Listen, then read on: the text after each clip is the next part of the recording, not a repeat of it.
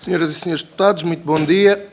Recebemos hoje aqui o Dr. Pedro Dominguinhos, responsável pela unidade pela Comissão Nacional de Acompanhamento do Plano de Recuperação e Resiliência, uma audição que é feita a requerimento do Partido Socialista.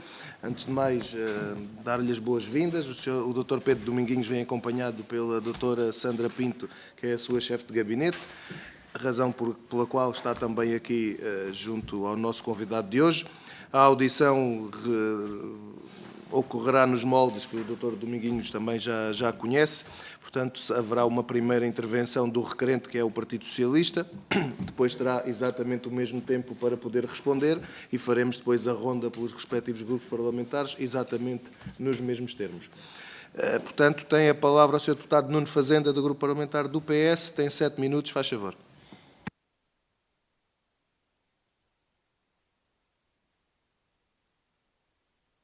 Muito obrigado, Sr. Presidente. Cumprimento o Sr. Presidente da Comissão Nacional de Acompanhamento do PRR, o professor Pedro Dominguinhos, e também a sua chefe de gabinete.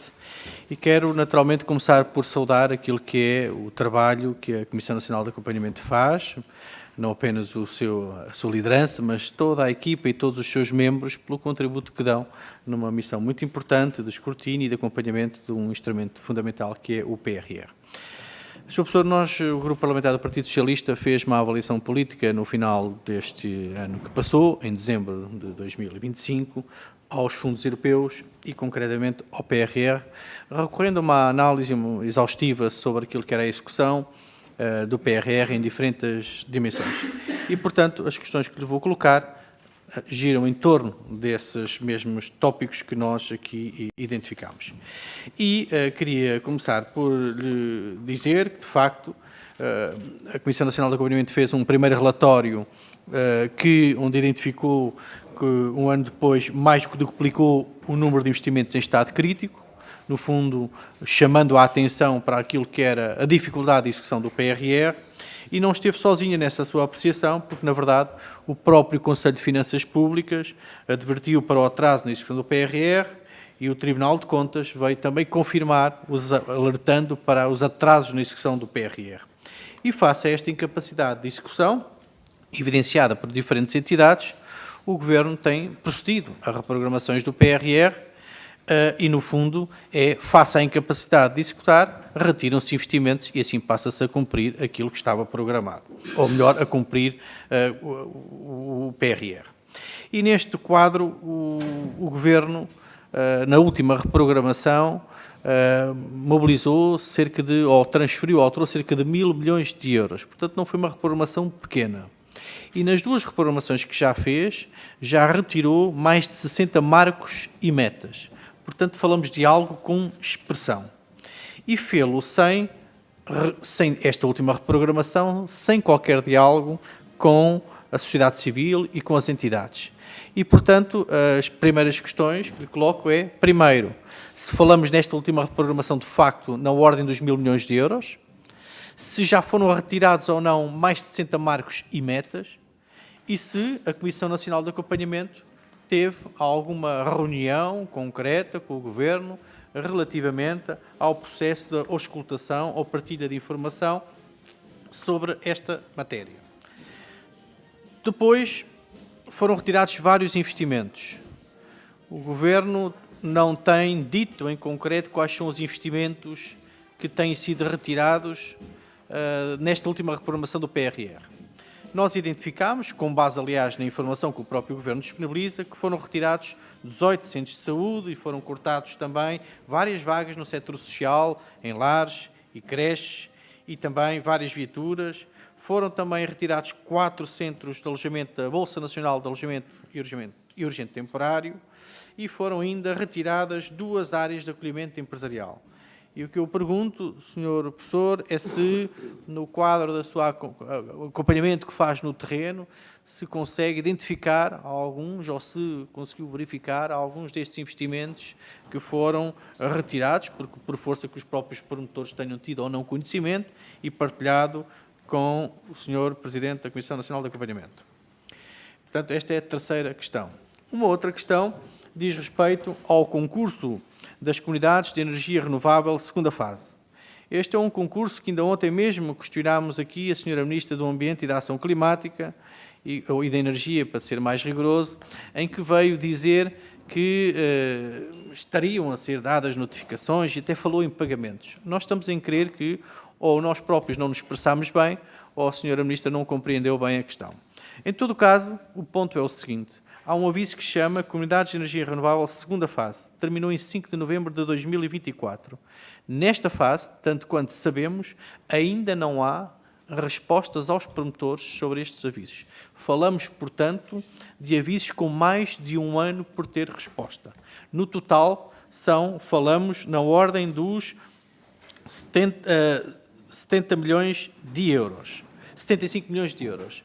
Ora, estes projetos têm que estar encerrados em junho. O Sr. Presidente consegue nos dizer qual é o ponto de situação deste aviso também? Depois, também demos conta naquela avaliação política que falámos que havia projetos, de facto, que estavam por abrir. Essa documentação é pública, nós identificámos, falámos com os promotores destes projetos, que alguns estão por abrir há mais de um ano, que é o caso de, em Grândola, projetos concluídos e que estão à espera.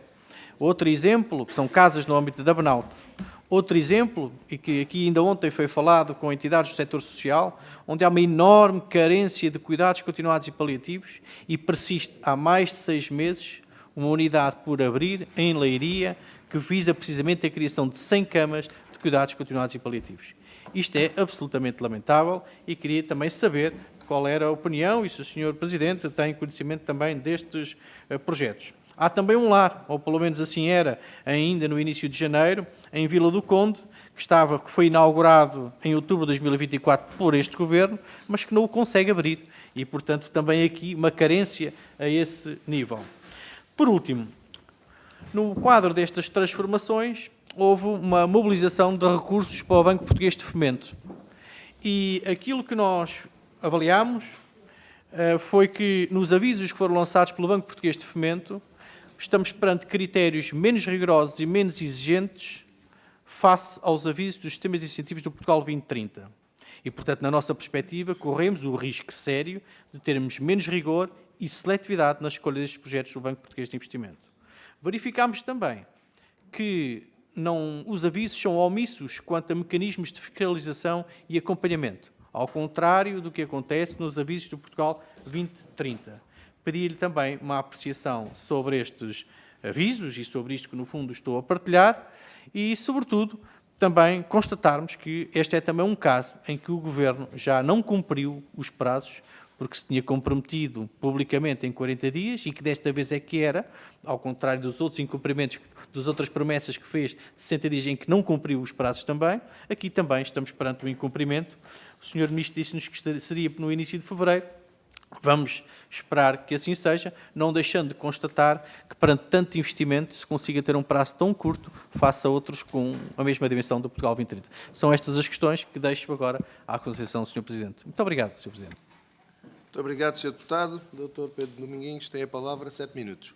Faz favor. Muito obrigado, Sr. Presidente, senhoras e senhores deputados. Agradeço as questões do Sr. Deputado Nuno Fazenda e permitam, porque estamos na Comissão de Economia e Coesão Territorial, lamentar as duas vítimas mortais das condições climatéricas desta noite, apresentar as condolências, até porque também é coesão territorial e desejar que as coisas se resolvam o mais rapidamente possível. E depois voltarei a essa questão mais à frente para falar de como o PRR também está a ajudar a melhorar a resiliência do território. Eu vou naturalmente tentar ser muito sintético, em alguns casos terei que fazer um enquadramento, mas durante esses 7 minutos. Sobre as primeiras questões, porque são mais fáceis de responder, é verdade que houve movimentação de 1.000 milhões de euros, é verdade que houve reduções de metas e de marcos, nós passámos de de 463 metas e marcos após o PRR 2.0, ou seja, após a ambição, e temos neste momento 392 metas e marcos que temos que cumprir até agosto de 2026. Dar-vos nota também que este é um movimento europeu. Nós, e sobretudo na sequência do documento Road to 2026, publicado no dia 4 de junho, no próprio dia em que a Comissão apresentou publicamente o seu último relatório, a Comissão Europeia instou na sequência da avaliação preliminar dos diferentes planos de recuperação e resiliência dos 27 países, que havia enormes dificuldades no seu cumprimento. E, portanto, esta é uma questão que, agora, isso tem implicações, e já lá irei. É verdade que aqui a preocupação, eu também diria por uma questão política da própria Comissão, porque é um volume avultado de investimentos. Só para vos dar nota, esta semana ou semana passada, a Espanha reduziu 60 mil milhões de euros do seu plano de recuperação e resiliência. Então, se fala de 40%. A Polónia já o tinha feito, a Roménia também. Portanto, há aqui um movimento constante e, como é evidente, isso é uma questão matemática, quando nós temos menos metas e marcas para cumprir, a taxa de cumprimento aumenta e, portanto, o mesmo se passa, por exemplo, com o grau a nível europeu de recebimentos. A terceira questão, sobre a audição formal da Comissão Nacional de Acompanhamento, eu já o disse publicamente, não houve nenhuma reunião. Aquilo que nós depreendemos, porque acompanhámos a primeira reprogramação, aquela que foi concluída em maio de 2025, e a segunda em dezembro de 2025, é que, na esmagadora maioria dos investimentos que a Comissão Nacional de Acompanhamento tinha apreciado como preocupantes ou como críticos, o que aconteceu é que, entre a primeira e a segunda, ou os investimentos foram retirados de financiamento PRR, ou foi reduzida a sua ambição, ou então passaram para metas e marcos de cariz financeiro, ou seja, a execução de um montante determinado. E isto, como é evidente, tem implicações na maior capacidade de cumprimento das mesmas metas e marcos, mas também, em alguns casos, nos resultados e nos impactos. Dito de outra forma, a alteração das metas e dos marcos não é ascética. Tem implicações, facilita naturalmente o cumprimento e do ponto de vista do recebimento do dinheiro, isto aconteceu um movimento a nível europeu, mas isso tem implicações particularmente significativas. Deixem-me vos dar 2 ou 3 exemplos. Quando eu digo que num investimento, por exemplo, na componente 6 do sucesso académico, a meta inicial era reduzir em N pontos percentuais e passa a ser o número de ações concretizadas e a execução financeira dessas atividades, eu estou em crer, como é evidente, as universidades e politécnicos querem reduzir o insucesso, mas a forma de medir os resultados e os impactos são distintos. Quando nós, nos instrumentos financeiros, no caso do Banco Português de Fomento, passamos a ter um instrumento financeiro em que a meta é a assinatura de contratos e não é a concretização substantiva, e temos 24 a 30 meses para concretizar esses investimentos, o que nós estamos a dizer é que é possível, como é evidente, de acordo com a Comissão Europeia, que esses investimentos podem ser executados até meados ao final de 2028. Isto acontece nos instrumentos financeiros de apoio à inovação e competitividade, como vai ocorrer nos instrumentos do apoio às renováveis, porque foram retiradas as metas e marcos substantivas, porque não era possível concretizar a maior parte dos investimentos nesta área, e vai ser criado, está a aguardar a publicação de uma portaria, portanto espero muito em breve receber o aviso para poder emitir também parecer para haver novos concursos. E, portanto, para dizer, este é um movimento que foi seguido, que, como é evidente, foi para mitigar os riscos e para cumprir as metas e os marcos, porque em muitos investimentos a consequência seria não cumprir as metas e os marcos e não receber o dinheiro. Portanto, isto é a gestão, mas que tem implicações. Depois, sobre os investimentos que foram retirados, nós temos 2 ou 3 naturezas. A maioria deles tem um instrumento financeiro que permite a sua continuidade. Estou a falar do Metropolitano de Lisboa, do empreendimento de fios múltiplos do Crato, da desalinizadora do Algarve, da tomada de água do Pumarão. No entanto, nesta última reprogramação, nos investimentos sociais, sobretudo cuidados continuados, a retirada de a construção de novos lugares e a redução de um conjunto de novos lugares, até este momento, e é a informação que temos, é que não há investimento adicional para compensar a sua construção. Dito de outra forma, à data e à informação que temos hoje, o país vai perder capacidade de respostas sociais se não for encontrado um instrumento financeiro, via Orçamento de Estado ou outro, que permita esta redução. E isto tem, como é evidente, implicações na resiliência do território e na capacidade de resposta às condições sociais, que é conhecido por todos, há uma carência enorme. Sobre os investimentos que foram retirados, não há uma listagem, nós temos reuniões marcadas com o Ministério do Trabalho e da Solidariedade e Segurança Social no dia 6 de fevereiro, para preparar o próximo relatório que queremos publicar no final do primeiro trimestre, princípio do segundo, e solicitamos essa listagem. Das interações que vou tendo com um conjunto de municípios, sobretudo nos centros de saídas, no centro do país, perdão, há vários centros de saúde que, por exemplo, na comunidade intermunicipal da região de Coimbra, não vão ser construídos. E, portanto, esta é uma situação muito concreta, até porque houve fusão da meta entre centros de saúde e extensões de saúde. Nós tínhamos 124, se não me engano, centros de saúde que tinham a ser construídos e 300 e muitas extensões, e o que houve agora foi uma fusão das metas entre extensões e centros de saúde, e, portanto, todos contam para o cumprimento desta meta. Para tentar responder sobre a questão do Banco de Fomento, a Comissão Nacional de Acompanhamento e eu próprio emito opinião e sugestões aos avisos. E no aviso do IFIC, do Instrumento Financeiro de Apoio à Competitividade e Inovação, levantei um conjunto de preocupações sobre, ponto número 1, a exigência dos critérios de avaliação. É relativamente simples chegar ao threshold de 3 para permitir o financiamento. Como houve muitas candidaturas, vamos acreditar que vão ser financiados aqueles que são mais inovadores, e, portanto, mas vamos ter que aguardar pelos resultados, e o mesmo sobre o mecanismo de acompanhamento, porque a Comissão Nacional de Acompanhamento, se tudo correr como planeado no final deste ano ou no princípio do próximo, quando apresentarmos o relatório, extinguirá as suas funções e, portanto, instamos, e voltei a escrever agora quando o instrumento foi alargado aos Açores e à Madeira, que devem ser criados mecanismos de acompanhamento para, como é evidente, garantir que há escrutínio, porque continua a ser investimento financiado com os dinheiros do PRR. Eu acho que eu respondo sobre a SER, para dizer, ainda ontem falei com vários promotores, não receberam qualquer informação do segundo aviso. Do primeiro é verdade, mas do segundo, até ontem, não tinham recebido qualquer informação. Muito obrigado, Dr. Pedro Dominguinhos. Naturalmente que tive aqui alguma condescendência com o tempo, que obviamente, conforme tem sido também o critério que temos aqui seguido nesta comissão, quando chamamos aqui alguém é porque queremos ouvir e, portanto, temos também o beneplácito, de alguma forma, ter esta condescendência. Passamos agora para o Grupo Parlamentar do Chega. O Sr. Deputado Filipe Melo, penso que será quem o irá interpelar. Tem 6 minutos, faz favor. Muito obrigado, Sr. Presidente. Cumprimento os Srs. Deputados. Cumprimento especialmente o Dr. Pedro Dominguinhos, a quem agradeço mais uma vez vir a esta comissão. E tenho algumas questões, Sr. Gostava que fosse pragmático na resposta. A primeira é, nós começamos uma oportunidade única, que é o PRR, oportunidade única para o país, que tivemos o devido tempo para programar, para gerir e para executar. Mas, mais uma vez, há bom português, fica sempre para o fim. E muitas vezes não se cumpre.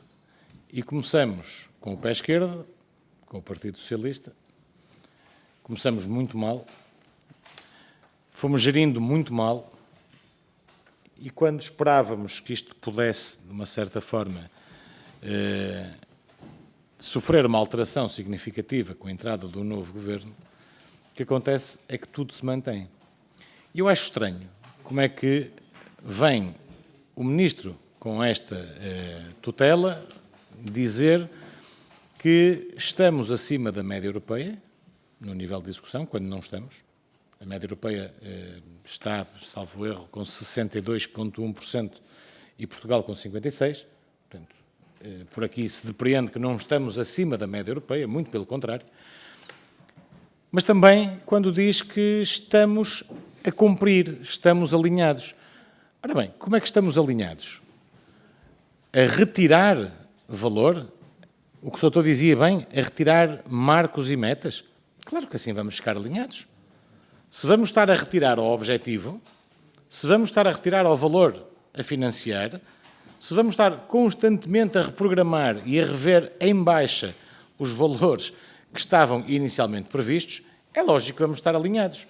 Agora, a minha questão, Sr. Doutor, face a este enquadramento é: o Sr. Doutor entende que, por parte deste Governo, houve mais ou menos colaboração do que nos governos socialistas que deram início a este processo do PRR? Que diferenças encontra? Eu sei que o Sr. Doutor pode achar estranha a pergunta, mas isto, basicamente, e vai-me desculpar, é política. E dentro da política nós temos que saber e perceber como é que as coisas se gerem, como é que as coisas se fazem e quem é que está mais ou menos capacitado para as fazer. É evidente que, se me perguntar, eu sei quem é que estaria mais capacitado para o fazer, mas ainda não estamos no Governo, havemos de lá chegar. Portanto, Sr. Presidente, gostava que me fizesse este pequeno enquadramento, uma vez que o Sr. Doutor já vem de trás, e bem, já faz este processo de acompanhamento, e bem, desde praticamente o seu início, e já teve a oportunidade de trabalhar com 2 chefes de governo distintos, com ministros com as tutelas distintos, e certamente pode analisar. Não lhe peço que faça uma análise dos ministros ou dos primeiros-ministros, naturalmente, mas sim de a qualidade e o interesse demonstrado neste processo de acompanhamento e, naturalmente, o nível de interação que têm com a Comissão Nacional de Acompanhamento e, neste caso em concreto, com o Sr. Doutor. Depois pergunto-lhe como é que reage, porque o Governo tem reagido mal, o segundo partido da oposição também tem reagido mal às críticas do Tribunal de Contas, que eu considero justas. E não é preciso ir muito longe. Aliás, um dos membros do Tribunal de Contas foi ministro do Partido Socialista, já quando o processo de execução do PRR estava em curso. Portanto, se um órgão faz uma crítica, naturalmente que os membros desse órgão serão solidários. E eu pergunto-lhe como é que vê isso. Um ex-ministro socialista criticar o processo de execução no tempo do Partido Socialista. Portanto, escusado será dizer que o Dr. João Leão foi um defensor acérrimo da gestão do PRR por parte do Governo Socialista e agora, na pele de membro do Tribunal de Contas, critica, penso eu que seja solidário com o órgão, critica toda esta gestão feita pelo Partido Socialista e pelo Governo da AD. Portanto, eu pergunto também ao Sr. Doutor se está de acordo com esta crítica que é feita por parte do Tribunal de Contas ao nível da execução do PRR.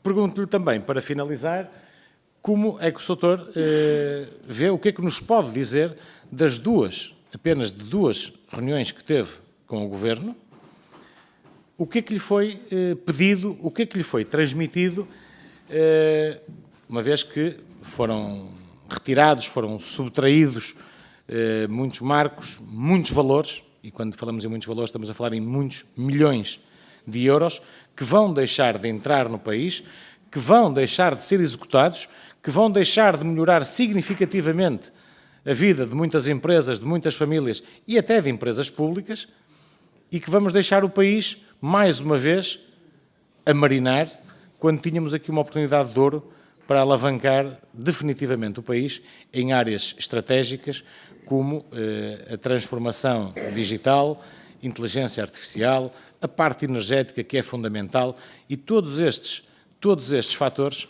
estão a ser descurados por falta de ambição do Governo. E eu pergunto-lhe, para finalizar, se concorda comigo com falta de ambição deste Governo. Muito obrigado. Muito obrigado, Sr. Deputado Filipe Melo. Dr. Pedro Dominguinhos tem a palavra, 6 minutos. Muito obrigado, Sr. Presidente. Agradeço as questões do Sr. Deputado Filipe Melo e vou tentar responder o mais pragmaticamente possível. Está começando pela mais fácil. As declarações do Sr. membro do Tribunal de Contas Europeu, Dr. João Leão, na maior parte dos casos, estão vertidas nos relatórios da Comissão Nacional de Acompanhamento, publicados desde desde que eu sou Presidente, portanto, desde final de 2022. E, portanto, na maior parte dos casos, nós revimos-nos exatamente num conjunto de questões, porque já as levantámos, já as questionámos, já as apresentámos publicamente, e, como é evidente, não posso dizer uma coisa distinta agora do que temos dito em representação da Comissão, mas, como é evidente, que partilho dessas questões. E isso permite-me responder à sua primeira questão. Nós temos diferentes tipos de interações. Temos uma questão de planeamento, como é evidente, e que é crucial, disse-o recentemente. Alguns investimentos foram demasiado ambiciosos no seu planeamento e que, quando tivemos a invasão da Ucrânia pela Rússia, como é evidente, isto cria problemas adicionais, porque tivemos aumento de custos, tivemos disrupção nas cadeias de abastecimento e isso criou dificuldades muito severas em muitas das situações, que na maior parte dos casos, por exemplo, quando comparamos os preços antes da invasão e agora, não houve uma redução muito drástica depois daquele pico em termos de aumento. Portanto, nós temos essa situação que é particularmente relevante. Mas, para além disso, há questões, e eu espero que o Governo ou os governos que estejam no momento façam uma apreciação, nós já o propusemos, crítica dos vários obstáculos que foram sendo, eu diria, encontrados ao longo do processo. 3 ou 4 grandes questões, também já as escrevemos. Nós tivemos problemas de demora na publicação de vários avisos. Os cuidados continuados que falávamos há bocadinho, nós já os escrevemos, foi uma situação, em muitos casos, muito complexa. E, portanto, isto atrasou, como é evidente. Depois, em muitos organismos públicos, ainda em alguns casos, isto ocorre. O exemplo concreto que dei há bocadinho, a Agência para o Clima é um dos casos. Muitas dessas entidades não têm os recursos humanos necessários para poder fazer o processamento dos pedidos de pagamento, as análises das candidaturas, e isto é relevante. Eu estou a dizer isso numa perspectiva de melhoria contínua, o que é que nós não podemos voltar a repetir para se queremos que isto, naturalmente, corra de melhor forma. Uma terceira questão prende-se com as plataformas informáticas e, portanto, há aqui estas questões. Por outro lado, houve, ao longo do processo também, aprendizagem de melhoria do ponto de vista administrativo para a agilização de um conjunto de procedimentos, a questão da contratação pública, a questão da litigância, mas que, na realidade, é um problema que, em alguns investimentos, impossibilitou que eles se concretizassem. E mesmo na questão da fiscalização concomitante, após a alteração, há vários investimentos que, após a análise do Tribunal de Contas, não houve visto porque não cumpriam o alinhamento entre o financiamento e o prazo de execução. Portanto, continua a funcionar essa mesma fiscalização. Dar nota que nas interações com o Governo, e nós já o escrevemos, desde 2024 nós não reunimos com a Comissão Interministerial. Eu voltei a dizer ao Sr. Ministro da Economia e da Coesão Territorial, porque tivemos reunião no dia 12 de janeiro, a pedido do Sr. Ministro, onde também teve o Sr. Secretário de Estado, no sentido de ele nos pedir uma avaliação face à nossa presença no terreno de como estávamos a ver a execução do Plano de Recuperação e Resiliência. E apontámos, inclusivamente com um documento escrito que apresentámos depois, um conjunto de áreas que, na nossa opinião, merecem uma atenção muito particular para podermos ainda executar e ter os resultados e o impacto decisivo. Falei designadamente na questão dos cuidados continuados, falámos na questão das respostas sociais, falámos na questão também na área do ambiente, onde há atrasos e onde é necessário agilizar respostas. Falei num conjunto significativo de intervenções múltiplas de entidades públicas que têm que estar coordenadas para que os equipamentos que estejam prontos possam funcionar. E nós vamos ter, entre junho e agosto, uma concentração de obras feitas entre a DGEG, a R-Redes, os licenciamentos municipais. É fundamental haver essa articulação e, portanto, a nossa presença no terreno permite dar esta resposta.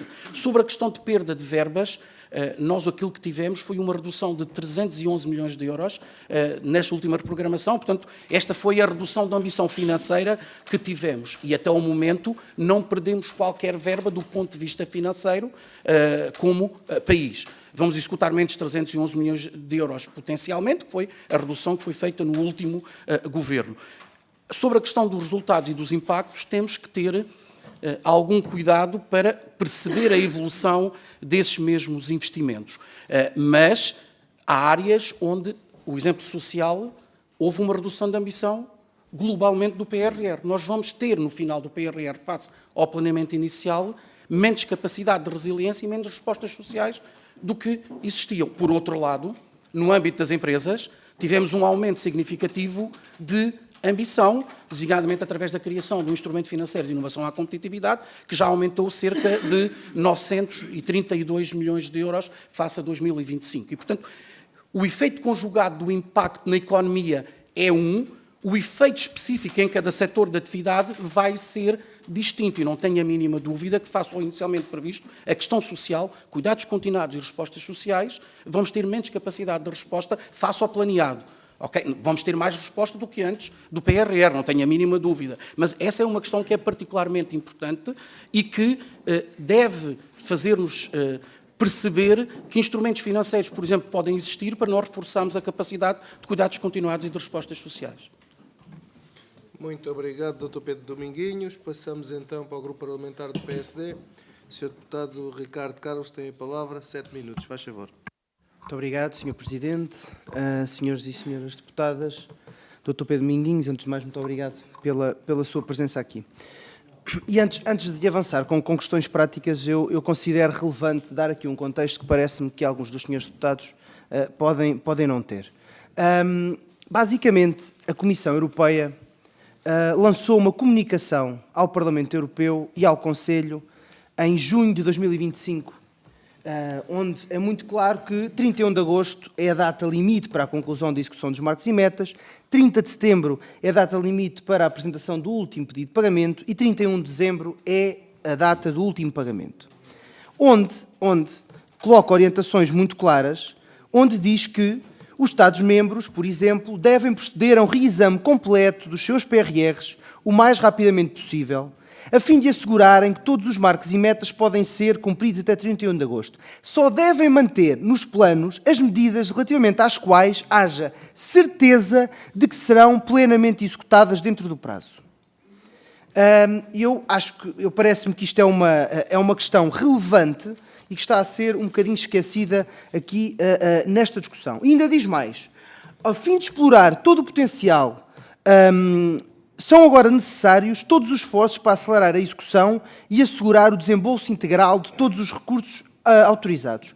E ainda diz, para terminar, de forma, a meu ver, relevante, todos os Estados-membros são encorajados a proceder a uma revisão sistemática dos seus PRR. E, nesse sentido, temos depois o documento que o Governo, e bem, não o transmitiu como uma reprogramação, porque uma reprogramação teria outro tipo de implicações e demoraria mais tempo, mas sim uma revisão para a simplificação, onde a metodologia utilizada é precisamente revisão de todas as medidas, investimentos e reformas e identificação dos marcos e metas em risco de não cumprimento até 31 de agosto. Ajustamento, após o mapeamento, aferição de executabilidade de medidas e aplicação de opções na revisão do PRR recomendadas pela Comissão Europeia. Simplificação, revisão de marcos e metas, remoção ou substituição de medidas apenas para investimentos que sejam plausíveis até estarem prontos até 31 de agosto de 2026. Sendo assim, Sr. Professor Pedro Dominguinhos, eu confesso que não percebi algumas coisas que nos transmitiu, nomeadamente quando nos diz que o país vai perder capacidade em respostas sociais. E isso efetivamente não é verdade. Isso efetivamente não é verdade. O PRR não vai tirar respostas sociais. Aquilo que acontece não vai ser possível ter o número de camas que estavam planeadas no início do PRR. E não vai ser possível, Sr. Deputado Filomeno, por uma razão muito simples. Até porque os senhores são também totalmente incoerentes. Portanto, os senhores querem que as obras sejam feitas, mas não querem que venham para cá mais pessoas para trabalhar. Aqueles que cá estão não têm capacidade para responder. Portanto, eu sinceramente, eu não sei muito bem qual é que é a solução do Partido Chega e do Sr. Deputado Filipe Melo. Continuando na minha intervenção, e o Sr. Presidente Pedro Dominguinhos foi muito claro quando referiu que há aqui uma série de constrangimentos internacionais relacionados com conflitos em vários pontos do globo, relacionados com o Código da Contratação Pública, que, aliás, este Governo quer rever. Portanto, há aqui uma questão que me parece fundamental. A Comissão de Acompanhamento considera se é preferível esta revisão e o ajuste e a transferência de verbas para marcos e metas que são execuíveis até 31 de agosto, ou se considera que é mais relevante manter estas metas que não são execuíveis de um ponto de vista, por exemplo, dos centros de saúde, do ponto de vista, por exemplo, das respostas sociais, e é preferível perdermos esse dinheiro. Porque dizer aqui, e eu vi alguns grupos parlamentares a fazê-lo, dizê-lo de forma leviana, que o Governo optou por não dar oportunidade de existirem mais respostas sociais ao nível de camas ou de construção de centros de saúde, eu pergunto se esses centros de saúde que estão fora agora deste investimento, se as obras já estão a decorrer e quando é que estariam prontas. Porque se a obra vai começar amanhã, digam-me que centro de saúde é que vai estar pronto. É assim, eu não sei exatamente em que mundo é que algumas pessoas vivem, mas parece que a construção civil ainda não se faz de um dia para o outro. Até já temos aquelas construções agora em aço, por exemplo, mas nem essas. Aliás, agora que está a chover, é um grande constrangimento às construções em aço. E por isso, acho que temos que ser assim, aqui claros e justos. O Sr. Presidente da Comissão Nacional de Acompanhamento considera que seria preferível terem sido mantidos os marcos e metas e que não tivesse havido transferência de verbas e que existisse um risco brutal, aliás, que já sabemos ao dia de hoje, porque se as obras não começaram ao dia de hoje, certamente não vão estar prontas até 31 de agosto, seria preferível perder esses valores de financiamento do PRR. Depois questionar, nomeadamente aquela que é a libertação de valores associados a empréstimos, tendo em conta que hoje, no mercado internacional, o governo português consegue juros mais baixos, se é efetivamente um problema libertar estes empréstimos ou se não é precisamente uma atitude positiva ao nível da gestão. E depois até dizer, naquela apresentação que o Sr. Professor partilhou connosco, onde até tem um slide onde fala reprogramação, mitigação de risco. Portanto, o Sr. Professor associa precisamente as reprogramações à mitigação de risco. E eu pergunto-me aqui, exatamente, de forma muito clara, se o Governo, aquilo que está a fazer com estas alterações é precisamente permitir a execução e diminuir o risco. Até nesse mesmo documento, onde o Sr. Doutor indica que há novos investimentos, também há a diminuição de outros, claro que não seriam execuíveis, que há alargamento de prazos, que há transferências de marcos e metas, como já disse, em execução financeira, que há a eliminação de marcos e metas que não seriam certamente cumpridos e que há, muito importante, que o Sr. Doutor coloca no documento, que há simplificação administrativa, que foi identificado por todos, e inclusive, por exemplo, pelas PMEs, como um grande constrangimento à execução. Nesse sentido, eu gostava de perceber qual é que é a sua opinião sobre isto. Falou também da questão do Banco de Fomento e coloca exatamente a questão nos mesmos termos. É preferível os montantes irem para o Banco de Fomento e serem executados mais tarde, ou é preferível que eles não vão para o Banco de Fomento e simplesmente não sejam utilizados? É que eu acho que a questão tem que ser posta exatamente nestes termos, porque estes são os termos efetivamente reais e claros e que é importante que passe para todos. Por último, Sr. Presidente, se me permite, eu gostava também só de dar uma nota de pesar às vítimas daqueles foram os acontecimentos que aconteceram durante esta noite e expressar naturalmente a total solidariedade para aqueles que estão no terreno, os autarcas, os bombeiros, a proteção civil e as populações, e que tenham força para grandes reconstruções que têm que acontecer por todo o país. Muito obrigado. Muito obrigado, Sr. Deputado. Dr. Pedro Dominguinhos, 7 minutos, faz favor. Muito obrigado, Sr. Presidente. Agradeço as questões do Sr. Deputado, Dr. Ricardo Carlos. Numa lógica de reprogramação, e eu insisto na palavra reprogramação, porque significa alterar algo que nós tínhamos planeado, depois a questão da semântica tem o seu valor, como nos parece, e já o escrevemos, até nas nossas apreciações, se sabemos que não cumprimos aquelas metas e marcos, teimar significa desperdiçar, aí é que seria desperdiçar dinheiro. A Comissão Nacional de Acompanhamento tem uma preocupação adicional e que sempre manifestou.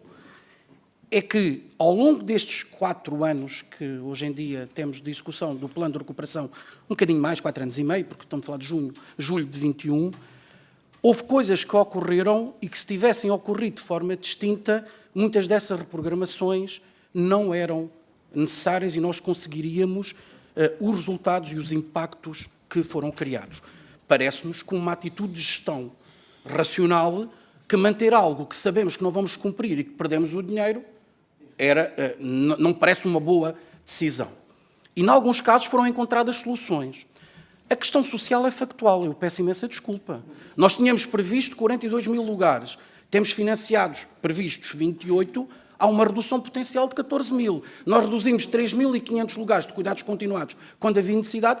Por isso é que eu digo, como globalmente nós tivemos essa redução de 311 milhões de euros, mas, como é evidente, nós, face ao plano inicial, vamos ter menos capacidade de resposta do ponto de vista social. E isto é algo que é particularmente sensível, porque ainda nos últimos dias vocês ouviram 3 entidades da economia social e que também fazem parte da Comissão Nacional de Acompanhamento e que todos os dias sentem essas mesmas dificuldades. E, portanto, é fundamental nós garantirmos um alinhamento entre todas as atividades, porque nós sempre nos preocupamos e continuamos a preocupar com os resultados e com os impactos.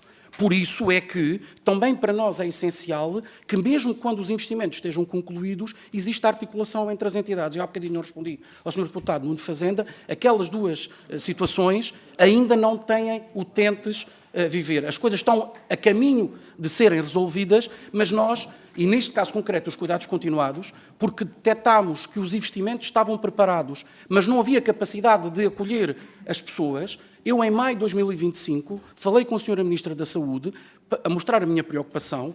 Ela marcou uma reunião entre as entidades da Segurança Social e da Saúde em julho de 25 e as primeiras pessoas começaram a entrar em janeiro de 26. Eu percebo que há necessidade de articulação, mas esperar, demorar 7 meses para articular isto tudo é uma das formas que nós precisamos de melhorar a atuação entre as diferentes entidades do Estado. E isto é particularmente sensível porque nós todos os dias sentimos no terreno essas mesmas dificuldades. E, portanto, isto permite-nos também fazer um conjunto de recomendações que estão vertidas nos relatórios e que transmitimos mais recentemente ao Sr. Ministro, que é essencial continuar a acelerar todos esses mesmos investimentos. É fundamental acelerar a devolução do IVA dedutível. Nós temos atrasos significativos das instituições sociais que neste momento têm obras paradas porque estão à espera do IVA e enquanto não receberem o IVA não podem voltar a fazer as obras e há esse risco. Nós temos uma situação particularmente sensível na floresta. Eu, na última semana, visitei 3 OIGPs, que são Organizações Integradas de Gestão da Paisagem, onde nós demorámos 2 anos e meio a planear, a decidir os concursos e só estamos a executar na floresta desde março de 2025. Nós temos milhares de hectares projetados e não vamos conseguir, se tudo terminar em agosto, de executar a totalidade. Eu estive em Alcaidão da Serra, estive na Malcata, estive em Meimão, próximo de Penamacor e do Sabugal, e há intervenções significativas, só que o tempo que resta é insuficiente. E, portanto, nós temos que ter a certeza que não perdemos esses investimentos, porque estamos a falar de cerca de mais de 200 milhões de euros, não estão executados mais de 60 e, pelo ritmo, dificilmente nós ultrapassamos os 60% de execução. Ninguém duvida que a intervenção na floresta, para a resiliência aos fogos rurais, para a manutenção da atividade económica, é essencial. E, portanto, são estas questões que nós temos, porque são essenciais de garantir o seu funcionamento. Mas permitam-me também dar de como o PRR está a provocar efeitos positivos. Todos nós assistimos, infelizmente, nos últimos 15 dias, a esses fenómenos atmosféricos. É impossível, naturalmente, dizer que não queremos a neve ou que não queremos a chuva. Mas aquilo que o investimento, por exemplo, PRR no IPA permitiu, através de 2 radares polarizadores, um em Cruz, outro no Algarve e também nas ilhas, bem como o aumento da capacidade de computação, permitiu, por exemplo, que o IPMA consiga, ou tenha conseguido passar a ter previsões de 6 em 6 horas, quando tinha de 12 em 12 horas. Conseguiu diminuir a densificação de 9 km para 3 km, o que é que isso significa? Que tem previsões mais atempadas e com mais qualidade. E não tenho a mínima dúvida que aquilo que foram os nevões da semana passada, com a mobilização dos meios da Proteção Civil e estes últimos dias, evitou muitos mais danos do que inicialmente tinha ocorrido. Portanto, isto é um exemplo muito claro de como nós temos execução, como temos resultados e estamos a ter impactos. E isto é essencial que aumentarmos a resiliência, neste caso, para a previsão contra fenómenos atmosféricos extremos que vão continuar a existir. E, portanto, nós temos que, como país, que esta é a nossa preocupação, garantir resultados e garantir impactos. E então, uma coisa que é importante, nós vamos ter investimentos que não vão ficar concluídos no dia 31 de agosto de 2026 E é importante que exista uma resposta para essas mesmas entidades. Muito obrigado. Mais 30 segundos, não tenho? Tem mais tempo. Ok. Mas já terminou.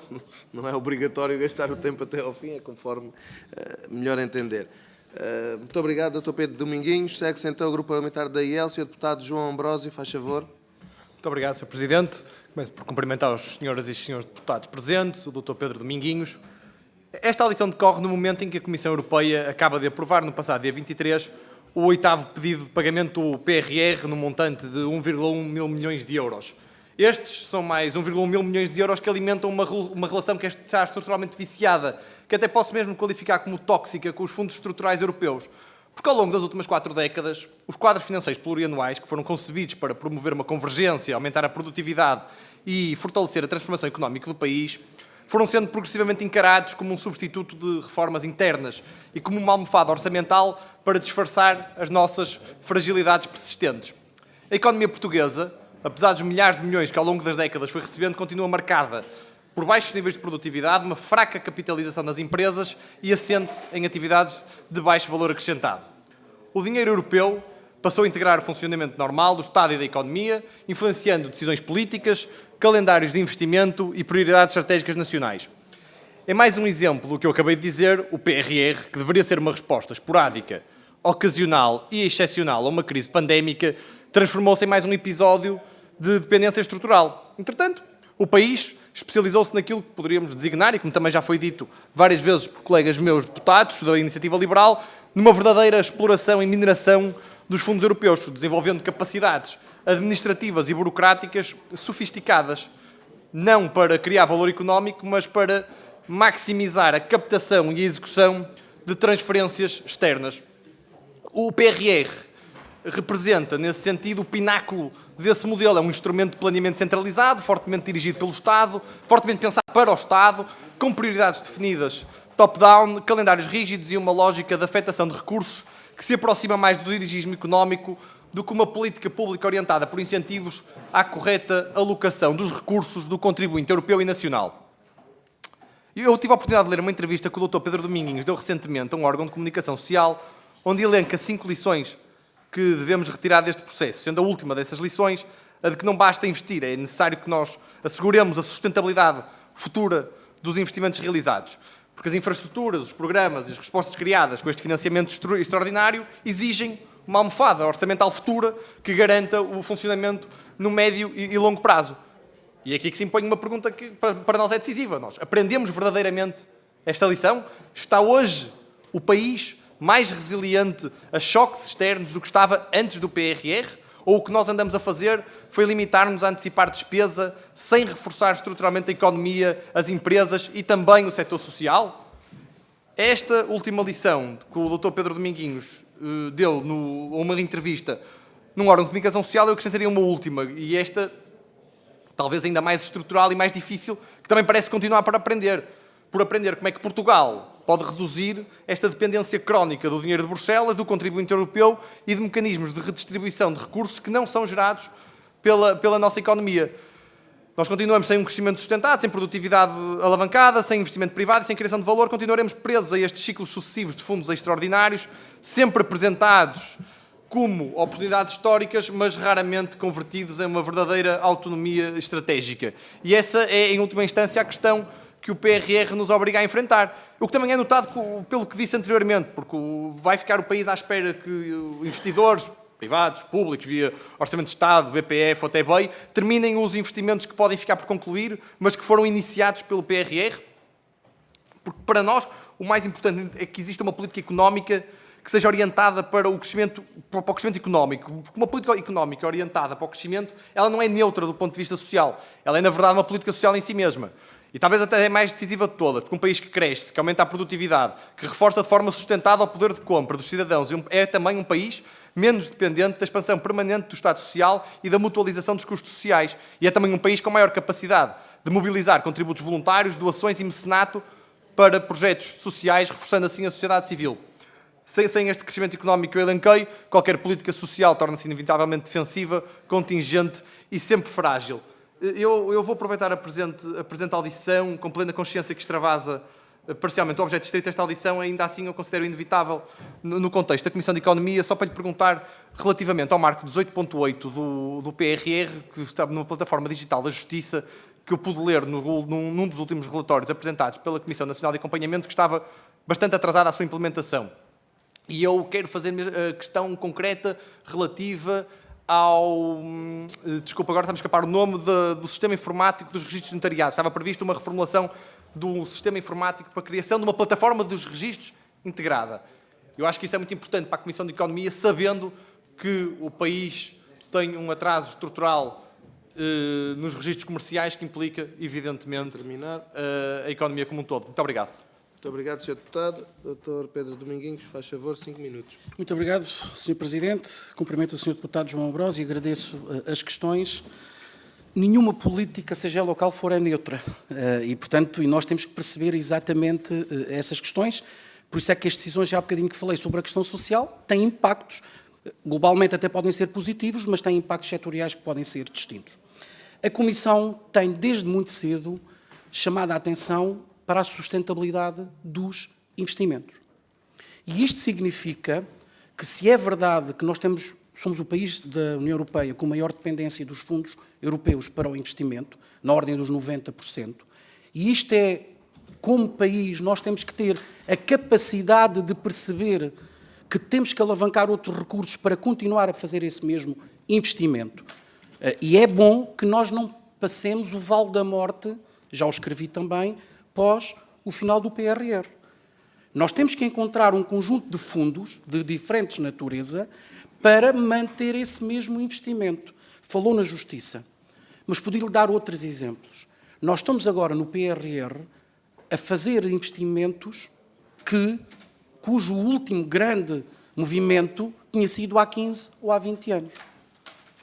O que significa que, como país, em muitos dos casos, nós não curamos da necessária manutenção e reinvestimento que é necessário.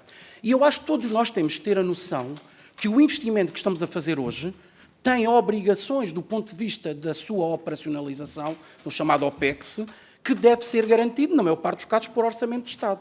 Quando nós construímos mais lares, mais cuidados continuados, essas entidades têm que celebrar acordos de cooperação com a Segurança Social, que aumenta. Quando nós temos, no caso da Justiça, nós tivemos reunião ontem com o Instituto de Gestão Financeira da Justiça e está a ser feito um investimento avultadíssimo, superior, são cerca de quase 150 milhões de euros, nas plataformas informáticas, na aquisição de computadores. Estamos a falar, há um concurso agora de 18 milhões de euros para a aquisição de computadores. Mas porquê? Porque os últimos de 2008, 2010, 2018. E isto é algo que tem que se manter. E nós estamos, neste momento, a perguntar a cada uma das entidades o que é que eles estimam em termos de orçamento operacional para aqueles investimentos. E, em alguns casos, como é evidente, esta é uma exigência muito grande. Não apenas do ponto de vista de contratos de prestação de serviços, mas numa outra área que é particularmente relevante, que é os recursos humanos com as qualificações necessárias para garantir o funcionamento adequado dessas mesmas atividades. E, portanto, a sustentabilidade, a partir de agora, é uma preocupação particularmente significativa que os diferentes governos, eu diria que a partir do orçamento de 2027, é algo que é particularmente relevante. Vejam o caso da habitação. Quando nós olhamos no primeiro direito e comparamos entre construção nova e reabilitação do edificado, a esmagadora maioria, até agora, do que foi entregue é habitação reabilitada. Porquê? Porque nos últimos 20 ou 25 anos descurou-se completamente a manutenção daquele edificado. E, portanto, estamos agora a recuperar esta mesma questão. Sobre a questão do IRN, nós iremos solicitar reunião ao IRN, portanto, no acompanhamento desse projeto. Neste momento não estamos a informação fidedigna, porque ainda não obtivemos da parte do IRN, esperamos no relatório, como é evidente. Agora, concordo consigo que é uma questão particularmente sensível que tem, por exemplo, dou-lhe uma situação, o caso do BUPI. Nós podemos fazer a georreferenciação, mas depois temos que fazer o registro. E há registros que estão a demorar 2, 3, 4, 5 meses, motivado por escassez de recursos humanos, por plataformas que não são rastreáveis, no sentido de haver uma interoperabilidade adequada entre as diferentes entidades. E, portanto, isto é particularmente sensível. O último minuto sobre a questão do modelo económico. Nós temos hoje em dia, sobretudo nas agendas mobilizadoras, mas também da recapitalização do Banco Português de Fomento e nas garantias, um conjunto de investimentos significativos do ponto de vista empresarial, sobre o IFIC, que ainda não falo porque ainda não há resultados, que, em algumas situações, estão a transformar profundamente a indústria portuguesa. Reparem, se nós olharmos para o último unicórnio português, que é a Takeover, está num setor, eu diria o espaço, de um ponto de vista aeronáutica e espaço, que se nós recuarmos 10 anos, praticamente era residual. Hoje em dia, fruto do PRR, nós temos 3 agendas mobilizadoras que estão a colocar Portugal no centro. A semana passada, o Financial Times, num editor, refere 4 empresas europeias que são fundamentais para essa resposta ao espaço. E uma delas é a Takeover. Portanto, significa que o PRR permitiu, a par de outras, colocar o setor do espaço no centro do setor económico. De poder-me-á dizer, bem, ainda não é um movimento de alavancagem completa. Agora, as coisas começam pelos pequenos passos. E as agendas mobilizadoras, e no dia 27 de fevereiro já agora vai haver uma mostra das agendas mobilizadoras, estão a dar contributos significativos para esta alteração do tecido económico português e, como é evidente, conseguirá responder melhor às crises que nós estamos a enfrentar. Muito obrigado. Concluímos assim a primeira ronda. Eu registro para já 4 inscrições para a segunda ronda, uma quinta, Sr. Deputado Filipe Melo. Portanto, vamos ter 5 perguntas na segunda ronda, o que significa que cada Sr. Deputado terá 2 minutos de questão e o Dr. Pedro Dominguinhos responderá uma única vez no fim, 10 minutos. Até 2 vezes o número de perguntas. Exatamente. 2 minutos vezes o número Exatamente, de perguntas. é isso mesmo. Portanto, vamos iniciar então. Sr. Deputado Armando Mourisco, faz favor, tem a palavra. Muito obrigado, Sr. Presidente. Muito obrigado. Antes de mais, é preciso referir aqui, ninguém está contra aquilo que é a revisão do PRR. Aliás, é uma obrigatoriedade se não queremos perder os fundos. O que está aqui em causa não é a revisão. O que está aqui em causa é as opções tomadas e o tempo perdido. E é preciso lembrar que o Governo, em fevereiro de 2025, teve uma reprogramação para fazer e podia tê-la feita da melhor forma.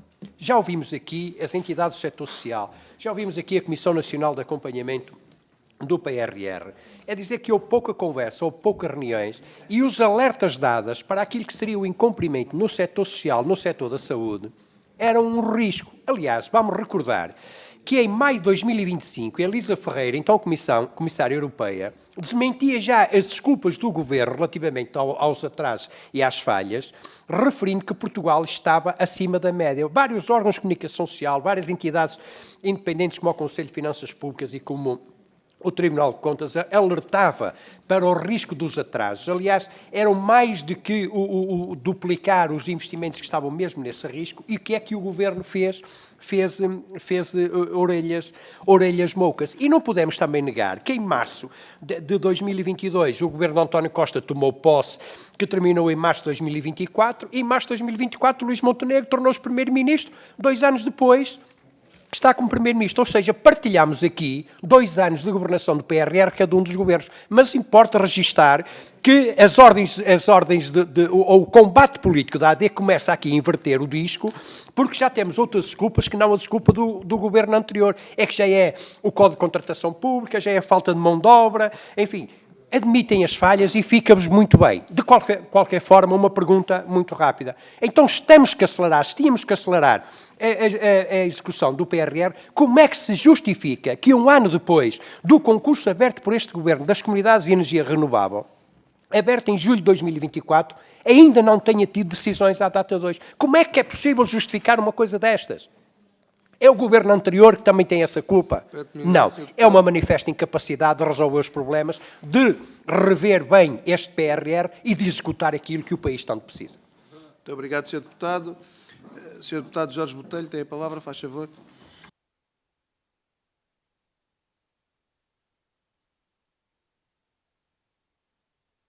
Muito obrigado, Sr. Presidente. Sr. Dr. Pedro Dominguinhos, gosto em revê-lo.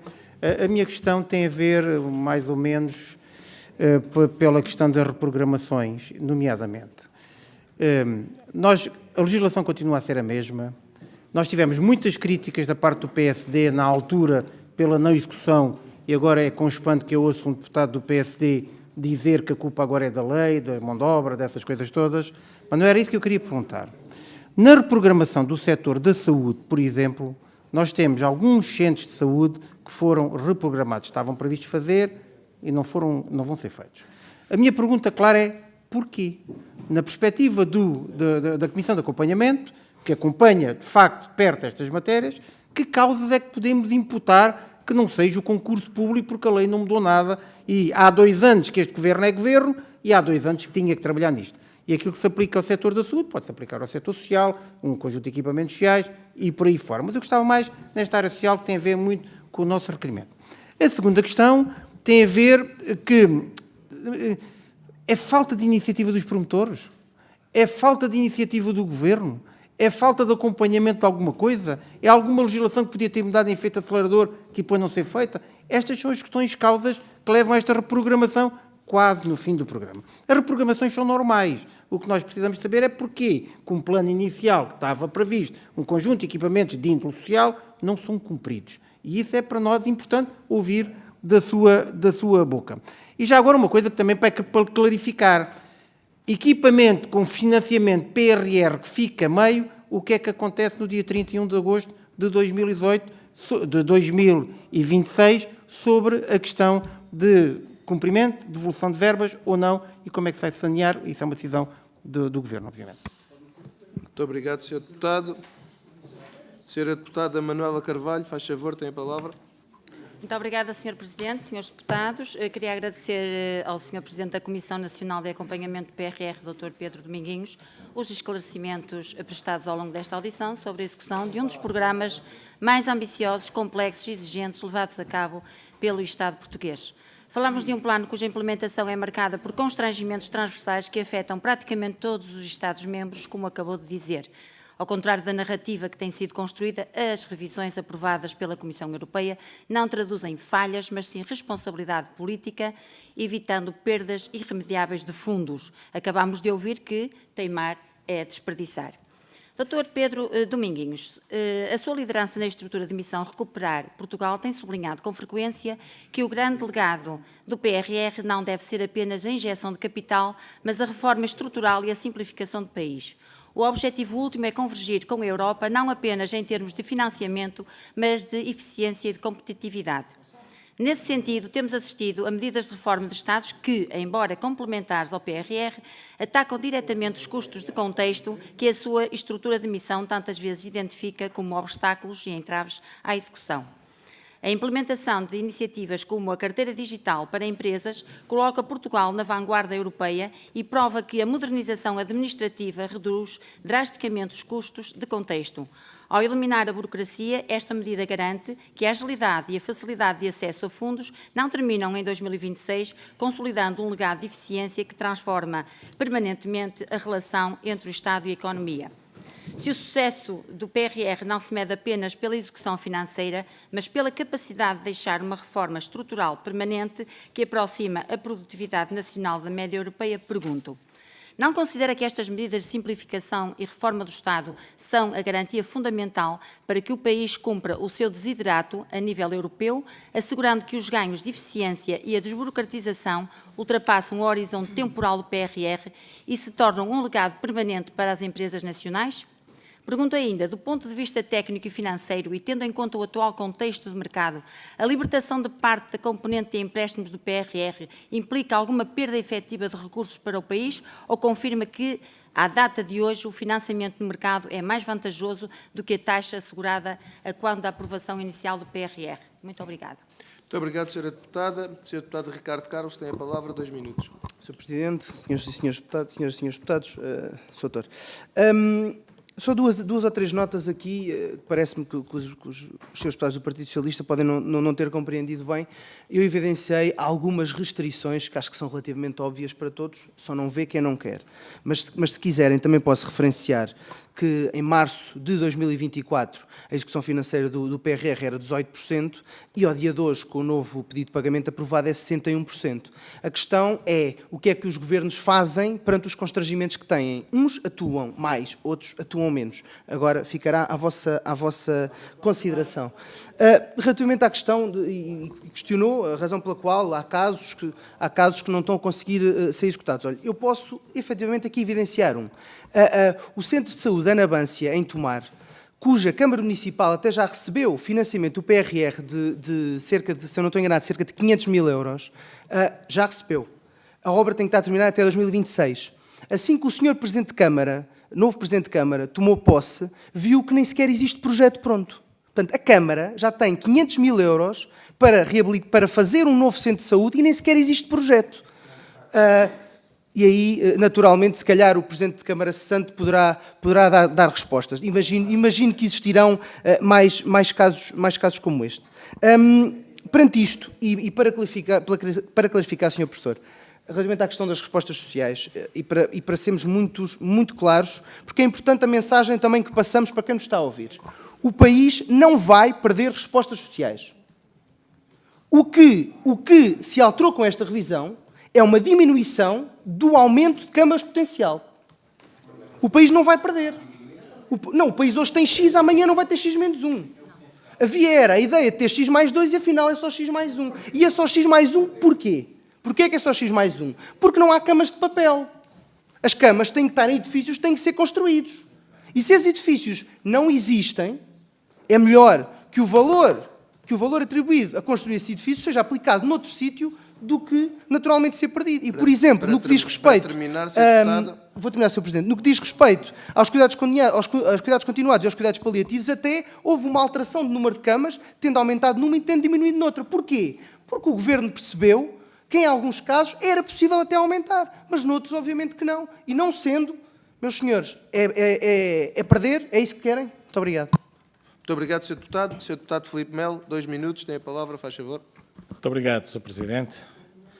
Bom, Sr. Presidente, permita-me só que responda também aqui ao que disse o Sr. Deputado Ricardo Carlos na primeira ronda, quando diz que nós, Chega, não queremos que venham mais imigrantes e que depois não nos podemos queixar que não há mão de obra para a execução. Sr. Deputado, isto vindo de alguém de centro ou centro-direita, não deixa de ser curioso que a narrativa que eu ouvi do Sr. Deputado é exatamente a mesma narrativa que eu ouvi do PS durante anos. Eu pensava que isto ia mudar, mas afinal continua na mesma. E porque eu volto-lhe a dizer, acabando com os RSIs, acabando com aqueles, desculpa o termo, parasitas que estão de manhã à noite a beber cerveja no café, pago com os nossos impostos, se eles fossem trabalhar, não precisava de imigração. Pronto. E, Sr. Deputado, devo-lhe dizer também, eu vi-o muito exaltado na primeira, na segunda ronda. A política não se faz com gritos nem com populismo. Modere-se. A mensagem passa melhor. Sr. Deputado. A mensagem passa melhor, Sr. Deputado. Senhores deputados, eu percebo que o apontamento tem a sua graça, mas vamos criar condições para todos nos ouvirmos. A mensagem passa melhor, Sr. Deputado, e conseguiria, Muito obrigado. E não é por o Sr. Deputado falar mais alto e dizer que não se passa nada com os cuidados continuados, que simplesmente não vamos ter mais do que o que devemos ter, X mais 1, X menos 1, X mais 2. Sr. Deputado, fale numa linguagem que as pessoas percebam. Se tínhamos X unidades de cuidado continuados, e se vamos passar a ter X mais 1, é natural. Se tivéssemos menos, é sinal que iam fechar. Agora, vamos ter menos que o que estava previsto ter. E quando tem o responsável da Associação Nacional de Unidades de Cuidados Continuados a dizer é falta de vontade política. Não, está dito. Procure, Sr. Deputado, procure. O Sr. Pedro Dominguinhos certamente há de ter essa informação do responsável máximo dessas unidades, a dizer é falta, vou concluir, Sr. Presidente, com a devida tolerância, até porque eu fui interrompido com momentos de riso e também de alguns comentários do Sr. Presidente, que eu compreendi também, portanto peço-lhe alguma tolerância só para conseguir acabar. Quando tem, e é fácil de verificar, o responsável máximo das unidades de cuidados continuados a dizer expressa e tacitamente, é falta de vontade política. Sr. Deputado e Sr. Pedro Dominguinhos, expliquem, por favor, aos portugueses, às famílias de quem precisa destes cuidados, o porquê de não haver vontade política para servir quem mais precisa, quem está em situação débil e que não tem, uma vez mais, o apoio do Estado português, quando tinha à sua disposição as ferramentas e as verbas necessárias para o fazer cumprir. Muito obrigado. Muito obrigado. Dr. Pedro Dominguinhos tem 10 minutos para responder em conjunto a estas 5 questões. Muito obrigado, Sr. Presidente. Vou tentar responder o máximo possível. Sobre a questão das comunidades de energia renovável, porque é uma preocupação que os promotores nos têm feito chegar. Eu falei ainda em dezembro com uma das responsáveis da Agência para o Clima e a resposta que me foi dada é que há falta de pessoal para poder responder a estas questões. Foi-me tão bem dito que nos últimos tempos tem saído um conjunto de pessoas que tinham contratos a termo e que, como é evidente, estão à procura de outras oportunidades, porque no final do mês têm que pagar as contas. Portanto, esta é uma questão, foi a explicação que nos foi dada e, como é evidente, nós temos uma preocupação muito significativa por concluir os projetos até 30 de junho é manifestamente difícil. Sobre a questão da reprogramação dos centros de saúde, nós temos diferentes explicações. Nós temos algumas explicações de que, na realidade, os centros de saúde não tinham projetos e, portanto, foram necessários lançar não um, mas 2 procedimentos, um para o projeto, outro para a construção, e, portanto, esta é uma explicação. Temos depois uma segunda explicação que representa um número significativo, concursos que ficaram desertos uma vez, 2 vezes, e o que significa que tiveram que ser aumentados os custos, porque há uma coisa que eu gostava de referir. Nós falamos poucas vezes disto, mas, apesar do financiamento do PRR, nesses casos concretos, ser a 100%, o custo total da obra é muito superior ao financiamento PRR, o que significa que as autarquias e, sobretudo, as entidades de economia social estão a endividar-se, estão a colocar receitas próprias para responder aos prazos. E por isso é que a questão da reposição do IVA e dos pedidos de pagamento atempados, Sr. Presidente, eu assim não consigo, peço imensa desculpa. Temos que criar condições para o Dr. Pedro Dominguinhos poder, de alguma forma, responder às questões que lhe foram colocadas. Obrigado. Muito obrigado. Estava eu a dizer que, por isso é que é tão relevante que os pedidos de pagamento e a reposição do IVA decorra de acordo com os passos previstos, porque cada mês que se atrasa significa juros que estas entidades têm que pagar à banca. E eu tenho várias situações que me foram relatadas de membros das IPSS que deram avalos pessoais para empréstimos sociais. E isto é particularmente complexo de fazer. Depois há uma terceira explicação no caso dos centros de saúde, como eles aumentaram de custo, houve várias autarquias que tentaram negociar com a ACSS um reforço adicional de verba, quer queiramos, quer não. Isso demora, eu recordo-me, estava numa visita em agosto de 25, infelizmente é um problema da nossa administração pública que nós não conseguimos resolver. Temos que melhorar os tempos de resposta e todos devemos trabalhar para que melhoremos os tempos de resposta. E, portanto, em alguns casos, tornou-se impraticável.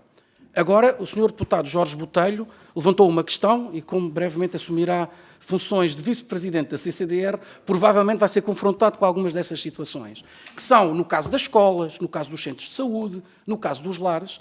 Chega ao dia 31 de agosto e a obra não está concluída. E vamos ter vários. Apesar de podermos cumprir a meta perante Bruxelas, nós vamos ter dezenas de situações onde eu tive, nos últimos 15 dias, a visitar várias escolas e nas 5 escolas que visitei, só uma é que vai ficar concluída a tempo. Porquê? Porque, entretanto, os empreiteiros também assumiram um conjunto significativo de obras. Muitas vezes são o único empreiteiro a construir naquele concelho e não há pessoas suficientes, nem em quantidade, nem em qualificações necessárias, para responder. Portanto, nós estamos,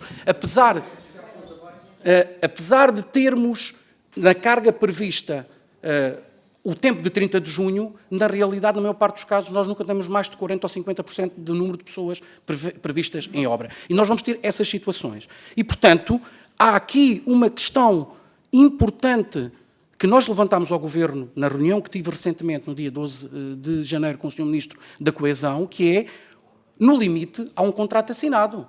E, no limite, aquilo que ocorrerá, a entidade tem que devolver a totalidade da verba porque não cumpriu o contrato.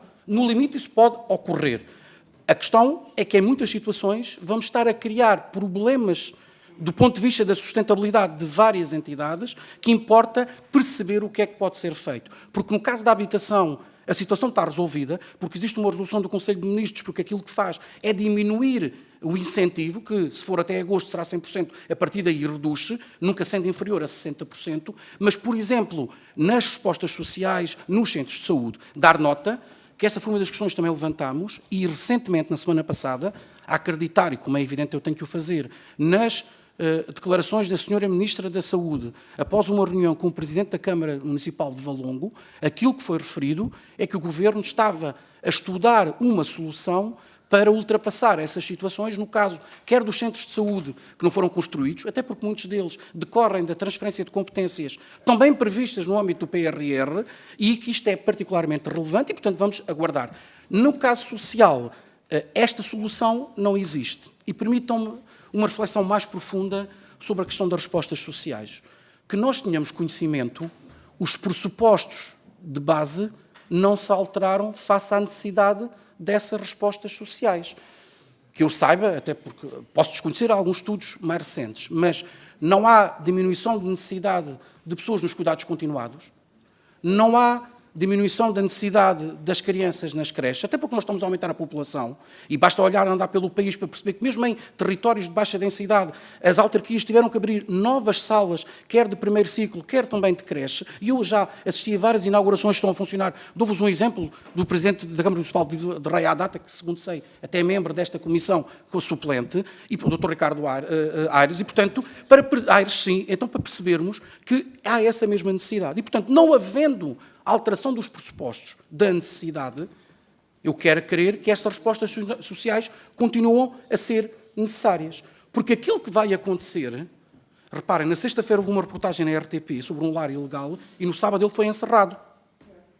O que significa que há essas necessidades das respostas. Portanto, aqui, à semelhança de outros investimentos, o Metropolitano de Lisboa, a desalinizadora, a barragem, foram encontrados financiamento, é uma questão de decisão e de prioridade política se encontram ou não financiamentos para estas respostas.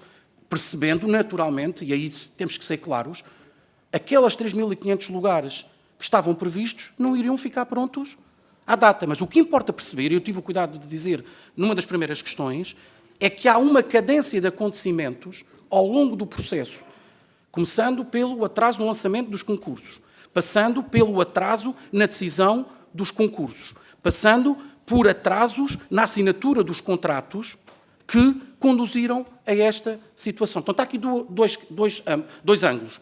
Nós temos que aprender com os erros que cometemos para, em futuras questões, quer no setor social, quer noutras com intervenção dos organismos do Estado, nós possamos ter maior previsibilidade, maior celeridade e, sobretudo, maior capacidade de pagamento às entidades. E isto é fundamental, porque houve melhorias ao longo do processo para providenciar mais rapidamente o dinheiro. Dou o exemplo das agendas mobilizadoras. O IAPMEI seguiu uma proposta nossa que já tínhamos feito há mais de um ano, de adiantar logo, neste caso, 50% quando se faz um pedido de pagamento. Isso liberta imediatamente as entidades de custos financeiros.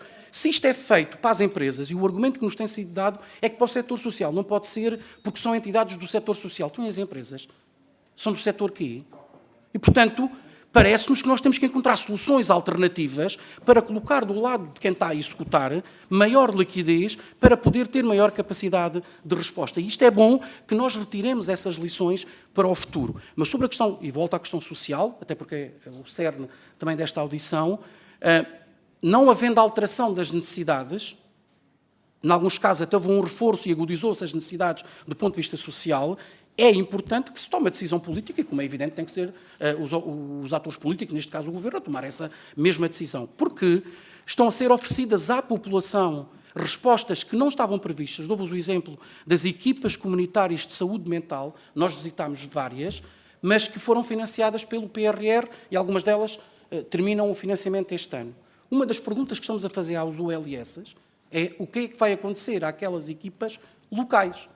Vai ou não haver continuidade do financiamento? Porque nós não podemos, porque um dos compromissos que cada país assumiu foi que deverá existir sustentabilidade nos investimentos pós-PRR.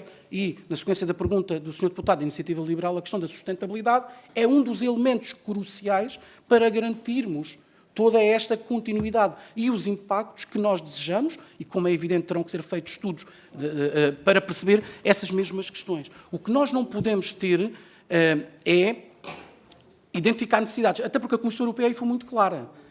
Nós falamos pouco de reformas, mas é importante não esquecer que cada país, para receber um conjunto de verbas, tem que cumprir um conjunto de reformas, que não são apenas os investimentos. E, portanto, há aqui uma premissa também de obrigatoriedade de funcionamento legislativo para que essas reformas que se garantam. E, como é evidente, todas as iniciativas, respondendo à senhora deputada Manuela Carvalho, todas as iniciativas que permitam desburocratizar, aplicar o princípio do only once, que nós andamos na Comissão de Acompanhamento a dizer há 3 anos que deve ser aplicada e que vimos todos os dias que não é aplicada, são fundamentais. A Comissão tem sempre essa preocupação de olhar para o país como um todo e não nos peçam que naturalmente faça essa gestão política dos diferentes governos e dos diferentes partidos. Muito obrigado. Muito obrigado. Chegámos assim ao fim da nossa audição. Agradeço mais uma vez ao Dr. Pedro Dominguinhos ter disponibilizado esta manhã para prestar os esclarecimentos que naturalmente são devidos, mas que, dependendo também da sua disponibilidade de agenda, que sabemos que não é fácil. Muito obrigado pela sua presença hoje. Senhores deputados, a nossa reunião continua já de seguida. No entanto, vamos aqui fazer um pequeno compasso de espera para nos podermos despedir do nosso convidado. Até já.